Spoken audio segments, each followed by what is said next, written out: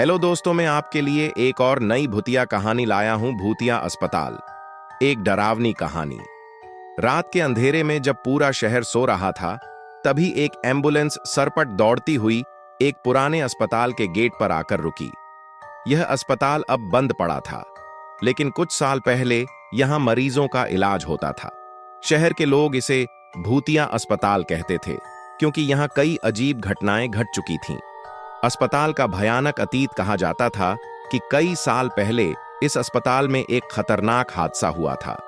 Operation theatre में doctor की लापरवाही से एक मरीज की मौत हो गई थी, और उसी दिन से यहां अजीब घटनाएं होने लगीं।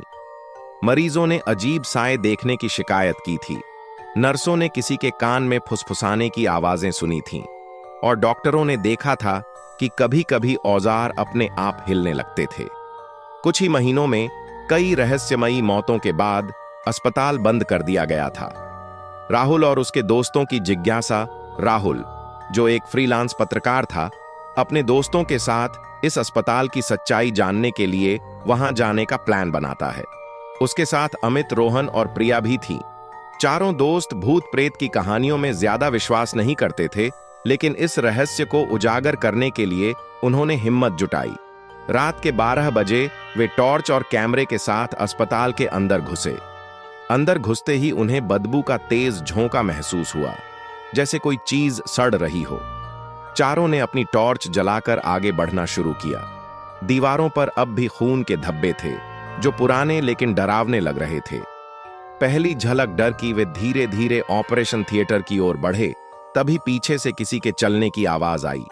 सभी ने मुड़कर देखा, लेकिन वहां कोई नहीं था।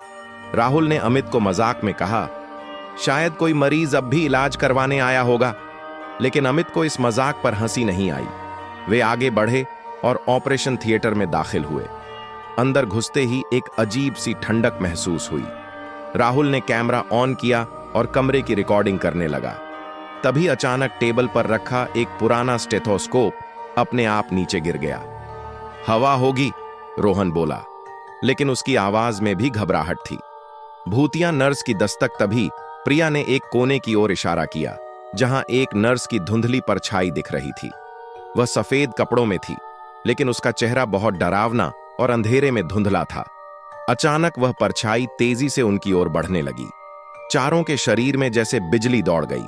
वे तेजी से भागने लगे, लेकिन दरवाजा अचानक बंद हो गया। राहुल ने दरवाजा खोलने की कोशिश की, लेकिन वह टस से मस नहीं हुआ। तभी एक ठंडी हवा उनके चारों ओर घूमने लगी और एक धीमी डरावनी आवाज गूंज उठी, यहां से चले जाओ, यह अस्पताल अब भी मेरा है। भागने की कोशिश चारों दोस्त बुरी तरह घबरा गए। रोहन ने जोर से दरवाजा धक्का दिया और सौभाग्य से वह खुल गया। वे दौड़ते हुए बाहर निकलने लगे, लेकिन प्रिया अचानक पीछे छूट गई। जब उन्होंने मुड़कर देखा तो उसकी आंखें अजीब तरीके से ऊपर चढ़ी हुई थीं, और वह किसी अनदेखी शक्ति के प्रभाव में थी। राहुल और अमित ने उसे पकड़कर बाहर खींचने की कोशिश की, लेकिन ऐसा लगा जैसे कोई और भी उसे पकड़े हुए था। किसी तरह वे उसे घसीटते हुए अस्पताल से बाहर लाए। बाहर आते ही प्रिया बेहोश हो गई।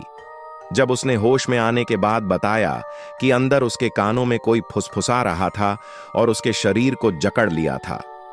रहस्य का पर्दाफाश। अगले दिन राहुल ने अस्पताल के पुराने रिकॉर्ड खंगाले, तो उसे पता चला कि वहां एक नर्स की रहस्यमयी मौत हुई थी।